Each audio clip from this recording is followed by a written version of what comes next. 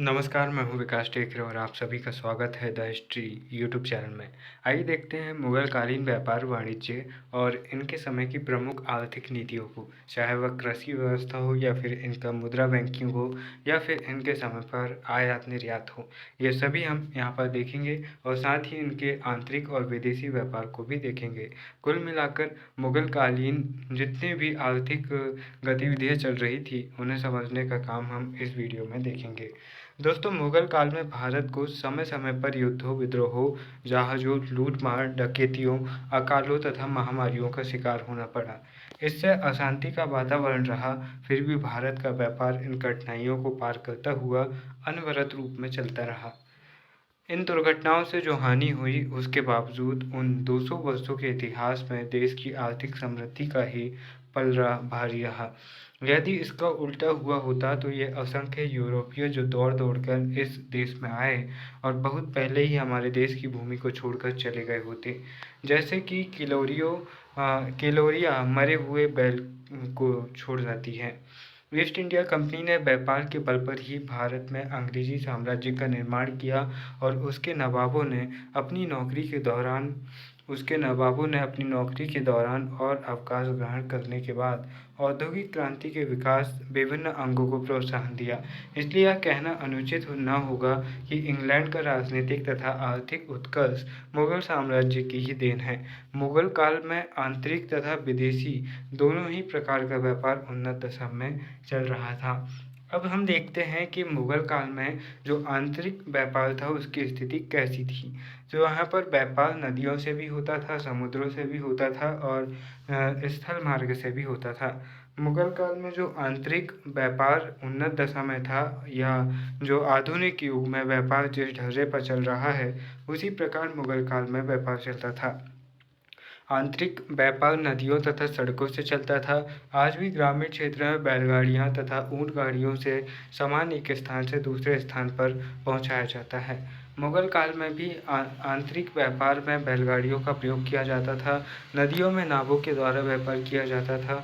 आगरा, इलाहाबाद, जौनपुर, दिल्ली, सूरत, भरूच, अहमदाबाद, चटगांव, पटना, लाहौर, मुल्तान आदि प्रमुख शहर व्यापारिक केंद्र थे। इन शहरों में बड़े बड़े बाजार थे जहाँ विदेशों से वस्तुएं आती थी, फिर वहाँ से सारे देशों में भेजी जाती थी। इन व्यापारिक केंद्रों पर बड़े बड़े व्यापारी तथा महाजन होते थे जो व्यापारियों को ऋण दिया करते थे, इसके बदले में वे ब्याज लेते थे। देश के विभिन्न भागों से वस्तुएं सारे देश में भेजी जाती थी, जैसे कश्मीर से फल, शराब, ऊनी शॉल तथा कच्चा रेशम के विभिन्न भागों में भेजा जाता था देश के। आंतरिक व्यापार के संदर्भ में डॉक्टर यूसुफ हुसैन लिखते हैं, प्रत्येक प्रांत दूसरे प्रांत की आवश्यकताओं को पूरा करता था। उदाहरण के लिए गुजरात आगरा को निकट पूर्व देशों या यूरोप से आई हुई वस्तुएं भेजता था, जिनसे अधिकतर अमूल्य पत्थर, धातु, मलमल, खांड, सूती रेशमी वस्त्र। बंगाल में आगरा को गंगा और यमुना के मार्ग द्वारा, मालाबार को समुद्र मार्ग द्वारा खांड भेजी जाती थी। यहाँ पर जो व्यापारी होते थे वे लोग डाकुओं तथा जंगली जानवरों के भय से काफिलों के रूप में एक स्थान से दूसरे स्थान पर जाते थे। टॉट यहाँ पर लिखते हैं कि इन काफिलों में इतने अधिक व्यापारी तथा सामान हो जाता था कि सामान ढोने के लिए 40,000 बैल लगाए जाते थे। मुगल शासकों ने व्यापारियों की रक्षा के लिए रक्षक दल भी यहाँ पर नियुक्त कर रखे थे, जिससे इनकी सुरक्षा हो जाती थी और रास्ते में इनके लिए विश्राम गृह और दूरी दूरी पर कुओं का निर्माण देखने को मिलता है। इससे इसमें एक स्थान से दूसरे स्थान पर जाना आसान हो गया था। परिणाम स्वरूप आंतरिक व्यापार में वृद्धि हुई। व्यापार के विकास में दलालों का भी योगदान रहा। कहा जाता है कि अकेले पटना में ही 600 दलाल थे जो व्यापार में मदद करते थे। इसी प्रकार अन्य शहरों में भी दलाल हुआ करते थे, यानी कि ब्रोकर, जो कि सामान को बहुत जल्दी बिकवा देते हैं दो लोगों के बीच में मध्यस्थ बन के। यहाँ पर विदेशी व्यापार की बात करते हैं तो आईने अकबरी में जहाज़ों के निर्माण, जहाजी व्यापार का उल्लेख मिलता है, किंतु इसका संबंध नदियों के यातायात से रहा होगा। एक समसामयिक लेखक कथन है कि मुगलों के जहाज यूरोपीय जहाज़ों से भी अधिक माल लाद कर ले जाते थे।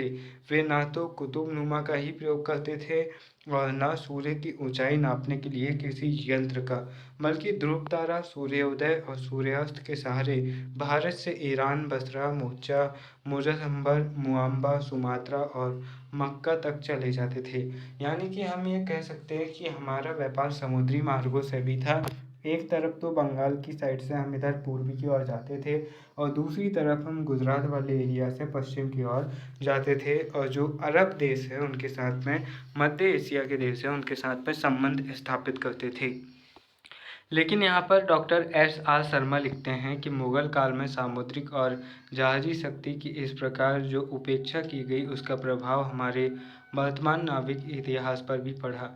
यानी कि हम ये कह सकते हैं कि मुगल साम्राज्य जितना बड़ा और विशाल साम्राज्य था, उससे बहुत कम मात्रा में इनके पास में नाविक शक्ति थी और इन्होंने किसी भी प्रकार से नाविक शक्ति के विकास में ध्यान नहीं दिया। अगर इनके पास में एक शक्तिशाली नाविक शक्ति होती तो हम अंग्रेज़ों को बहुत आसानी से परास्त कर सकते थे बहुत पहले ही। यहाँ पर मुगल काल में लंका, बर्मा यानी कि म्यांमार, चीन, जापान, पूर्वी द्वीप समूह, नेपाल, फारस, मध्य एशिया, अरब और लाल सागर के बंदरगाहों तक तथा पूर्वी अफ्रीका से भी भारत का व्यापारिक संबंध था। पुर्तगाली, डच, अंग्रेज और फ्रांसीसी हमारे देश की वस्तुओं को यूरोपीय बाजारों में ले जाते थे। देश से सूत और अनेक प्रकार के कपड़ों का निर्यात होता था। यूरोप तथा एशिया के अनेक देशों में हमारे कपड़ों की बहुत ज़्यादा मांग थी। यहाँ पर काली मिर्च, नील, अफीम, सौरा, मसालों, चीनी, रेशम, नमक, माला के दाने, सुहागा, हल्दी, लाल की बत्ती, लाख की बत्ती, हींग, दवाएं तथा अनेक प्रकार की दूसरी वस्तुएं यहाँ से विदेशों में बेची जाती थी। साथ ही विदेशियों से क्या मंगाया जाता था? तो विदेशियों से कलात्मक वस्तुएं, घोड़े, सस्तु धातु, रेशम, हाथी दांत, मूंगा, अंबर, कीमती पत्थर, रेशमी वस्त्र, मखमल, कीम खाओ, बनात, इत्र, औषधियाँ, और चीन से विशेष तौर पर बर्तन, अफ्रीकी दास और यूरोपीय शराब इत्यादि चीज़ें विदेशों से मंगाई जाती थी। शाही तथा प्रांतीय दरबारों में अद्भुत तथा दुर्लभ वस्तुओं की मांग अधिक रहती थी। कांच के बर्तन विदेशों से और विशेषकर वेनिस से आते थे। यानी कि पूरी दुनिया भर के साथ में भारत इस समय तक जुड़ चुका था। देश में यहाँ पर बहुत ज़्यादा व्यापार था और बॉम्बे, सूरत, भरूच, लाहौरी, वसीन, चोल, गोवा, कालीकट, कोचीन, नागपट्टनम, मछलीपट्टनम, सतगांव जैसे प्रमुख बंदरगाह थे जहाँ पर से विदेशों से समुद्रिक व्यापार होता था। अब हम मुगलों की जो मुद्रा व्यवस्था है उसे समझते हैं। अगर मुगलों की बैंकिंग व्यवस्था पूछी जाए तब भी आप इन्हें लिख सकते हैं। अकबर ने शेरशाह की तरह राज्य के सिक्कों के प्रचलन को नियमित करने की चेष्टा की। 1577 ईस्वी के अंत में उसने शिराज के ख्वाजा अबू समद को दिल्ली की टकसाल का मास्टर यानी कि प्रधान अधिकारी नियुक्त कर दिया और बंगाल, लाहौर, जौनपुर, अहमदाबाद एवं पटना की प्रत्येक प्रमुख प्रांतीय टकसाल एक महत्वपूर्ण अधिकारी के अधीन रख दी गई। शाहजहां के शासनकाल में एक प्रमुख महत्वपूर्ण टकसाल सूरत में स्थापित की गई थी। अकबर ने सोने, चांदी तथा तांबे के सिक्के चलाए। सोने के सिक्के अलग यानी कि जो सोने के सिक्के हुआ करते थे वे अलग अलग मूल्यों के होते थे। जैसे कि मूल्यों में 26 किस्मों के थे। वजन एवं मूल्यों में सोने के सिक्के 26 प्रकार के थे। अकबर के समय में लगभग 175 ग्रेन का चांदी का रुपया मूल्य में 2 सीलिंग या 3 पेंस स्टर्लिंग जो कि इंग्लैंड की मुद्रा है उसके बराबर होता था। अकबर ने एक वर्गाकार चांदी का 1 रुपया भी चलाया था जिसका नाम था जलाली। यहाँ पर इनके सिक्कों का नाम याद रखना ताकि आपको अपने उत्तर में लिखने में प्रॉब्लम न जाए। शेरशाह की मुद्रा पद्धति के समान अकबर के समय का जो तांबे का प्रमुख सिक्का दाम था इसे पैसा अथवा फुलूस भी कहा जाता था। इसका वजन 323.5 ग्रेन था। यह धनी तथा निर्धनों दोनों के लिए नगद सिक्का था और हिसाब के लिए यह 25 भागों में विभक्त था जो जीतल कहलाते थे। अकबर तथा उसके उत्तराधिकारियों के शासनकालों में साम्राज्य के व्यापारिक काम सोने की गोल मुहरों तथा दामों में किए जाते थे। मुगल राज्य में विशेष रूप से अकबर के सिक्के धातु की शुद्धता, वजन की पूर्णता तथा कलात्मक संपादन की दृष्टि से उत्तम थे। 1616 ईस्वी तक रुपयों का मूल्य 40 दामों के बराबर था। 1627 में यह कुछ अधिक या कम 30 दामों के बराबर हो गया, परंतु अकबर के बाद सिक्कों का कोई महत्वपूर्ण परिवर्तन हमें देखने को नहीं मिलता है। यानी कि मुगल साम्राज्य में जो बैंकिंग सुधार या फिर जो मुद्रा संबंधी सुधार किए वह अकबर ने किए, उसके बाद में हमें सुधार अन्य रूप में देखने को नहीं मिलते हैं। यद्यपि 1659 ईस्वी में अंग्रेज व्यापारियों ने इंग्लैंड के अधिकारियों को लिखा कि नए बादशाह औरंगजेब ने अपने चांदी के सिक्के का मूल्य पहले से 5/8% बढ़ा दिया है, जिससे सूरत के व्यापारियों तथा सूबेदारों के बीच बहुत गड़बड़ी और विवाद हो गया है। तो यहाँ पर हम ये कह सकते हैं कि कुछ आने वाले शासकों ने बढ़ाया था, लेकिन जो एक ऐतिहासिक परिवर्तन करने का काम किया था वो हमें अकबर के समय पर देखने को मिलता है। तो यहाँ पर फिर मुगल अर्थव्यवस्था का भी काफ़ी यहाँ पर प्रभाव देखने को हमें मिलता है, और जो निम्न वर्ग होता है हमेशा पिसता वही है, और जो मध्यम और उच्च वर्ग होता है वो हमेशा पिसवाता है निम्न वर्गों को। तो यहाँ पर जो निम्न वर्ग के लोग थे उन्हें जो उत्पादक थे और व्यय का साधन थे उनका भार उठाना पड़ता था। देश की आय का बहुत बड़ा भाग ऐसे लोगों पर व्यय हो जाता था जिनसे समाज को कोई लाभ नहीं होता था। सरदार तथा अफसर अपने विलासी जीवन में अनाप शनाप व्यय करते थे। ये लोग अच्छा भोजन करते थे, बढ़िया वस्त्र आभूषण पहनते थे तथा हाथी घोड़ा रखते थे। धनी वर्ग पुत्र पुत्रियों की शादी में मकान, मंदिर, मस्जिद बनवाते थे और उत्तम प्रकार की वस्तुओं को खरीदने में धन बर्बाद कर देते थे। मुगल सम्राटों ने अपार धन दौलत व्यय करके किले, मकबरे, महल, मस्जिद, दरगाह आदि का निर्माण करवाया। जिस समय 1 रुपये का 4 क्विंटल 40 किलो गेहूँ आता था, उस समय शाहजहाँ ने अकेले ताजमहल बनवाने में 3 करोड़ से भी ज़्यादा खर्च कर दिए थे। तो इस तरह हम ये देख सकते हैं कि इनके पास में पैसे ज़्यादा आ गए थे, तो इन्होंने उन पैसों का सही इस्तेमाल ना करके उसका गलत इस्तेमाल करने का प्रयास यहाँ पर किया।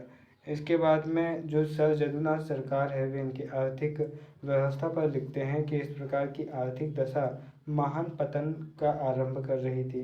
इस काल में राष्ट्रीय संपत्ति की ही अवनति नहीं हुई, अपितु यांत्रिक निपुणता और सभ्यता का भी बहुत कुछ पतन हो गया तथा कला और संस्कृति को तो दूर दूर तक दर्शन दुर्लभ हो गए। तो हम यहाँ पर ये कह सकते हैं कि औरंगजेब तक के शासनकाल तक इन्होंने धन को काफ़ी ज़्यादा बर्बाद किया और जिससे इन्हें काफ़ी ज़्यादा नुकसान देखने को मिला। उसके बाद में हम देखते हैं मराठों की लूटपाट, नादिर शाह और अब्दाली के आक्रमण, पुर्तगालियों की समुद्री डकैती तथा यूरोपीय व्यापारियों और उनके एजेंटों को दी गई व्यापारिक सुविधाओं के दुरुपयोग इत्यादि के कारण देश में जनता का काफ़ी ज़्यादा शोषण हुआ, क्योंकि यहाँ पर जो संपन्न वर्ग था जिसके पास में अधिकार थे उन्होंने अपने अधिकारों का गलत इस्तेमाल किया और मुगल प्रशासन उन्हें रोक नहीं पाया। यहाँ पर इतिहासकार स्मिथ महोदय लिखते हैं, भूमिहीन मजदूर आज की अपेक्षा अकबर और जहांगीर के शासनकाल में अधिक खा और पहन सकता था। यानी कि एक गरीब व्यक्ति भी अकबर और जहांगीर के शासनकाल में बेहतर था, लेकिन यहाँ पर आने वाले समय में औरंगज़ेब और शाहजहाँ के समय में उनकी स्थिति और दयनीय हो गई थी। मोरलैंड यहाँ पर कहते हैं स्मिथ के समय में, मोटे तौर पर कह सकते हैं कि मुगल काल में सर्वसाधारण की दशा आज की जैसी ही थी। तो यहाँ पर जो स्मिथ है वे कहते हैं कि दशा बहुत कंगाल थी और मोरलैंड कहते हैं कि दशा थोड़ी बहुत ठीक थी। तो आप दोनों में से किसी एक राइटर के साथ जा सकते हैं। किंतु हमारी राय में मुगल काल में वस्तुएं इतनी सस्ती थी कि कम आय वाले व्यक्ति भी रूखे सूखे भोजन से अपना पेट भर लेते थे, किंतु जीवन उपयोगी सभी वस्तुएं उनको उपलब्ध नहीं हो पाती थी, क्योंकि मजदूरी करने वालों को मजदूरी कम मिलती थी तथा किसानों को जमींदारों तथा जागीरदारों के शोषण का शिकार होना पड़ता था। यहाँ पर चीज़ें दी गई है और उनका मूल्य भी दिया गया है। जैसे गेहूँ जो था वो 1 रुपये में 4 कुंटल मिलता था, जो 1 कुंटल में 4 कुंटल में यहाँ पर 80 किलो आता था। ज्वार की बात करें तो 1 रुपये में 7 कुंटल यानी कि 20 किलो और ये सारी चीज़ें एक एक रुपये के हिसाब से हमें यहाँ पर बताया गया है। जैसे 1 रुपये में 40 किलो आप नमक ले सकते थे। सोचिए आज के समय में किसी दुकानदार के सामने आप ये लिस्ट ले आकर दिखाएंगे तो वो कहेगा कि पहले नज़र में तो वो आपको बेवकूफ़ समझेगा, फिर बाद में जानकर वो कहेगा कि भाई क्या समय था।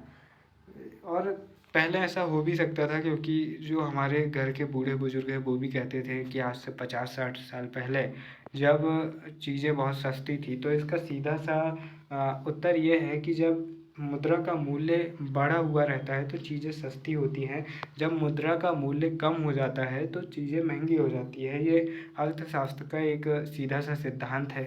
तो उस समय पर जब हम आज़ादी के बाद के समय की भी देखें तो उस समय पर जो रुपया था वो डॉलर से थोड़ा मतलब कि ठीक ही ठाक था, डॉलर इतना आगे नहीं पहुंचा था। लेकिन आज $1 82 का हो गया है, जिसके कारण हमारी जो मुद्रा है वो काफ़ी मात्रा में गिर गई है अलग अलग वजहों से, जिसके चलते और जो ग्लोबलाइजेशन है, वैश्वीकरण है, इसके चलते भी हमारी मुद्रा का मूल्य कम हुआ है और चीज़ें महंगी हुई है।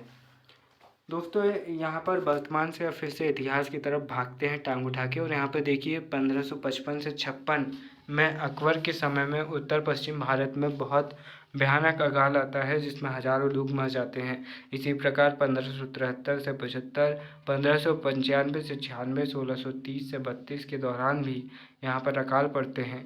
मुगल सम्राट इस और कोई ध्यान नहीं देते हैं, लेकिन थोड़ा बहुत वे करते हैं, लेकिन वे इतना नहीं कर पाते हैं कि इनकी चीज़ों को या फिर इनकी व्यवस्थाओं को ठीक किया जा सके।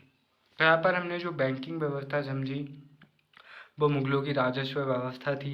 यहाँ पर हमने मुगल शासनकाल में व्यापार वाणिज्य को देखने का प्रयास किया।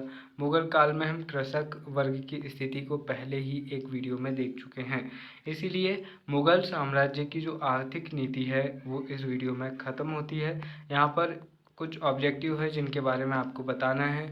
मध्यकाल में सर्वप्रथम किसने भूमि व्यवस्था की प्रयत्न किया, तो यहाँ पर इसका उत्तर शेरशाह सूरी होना चाहिए। हाँ वही है।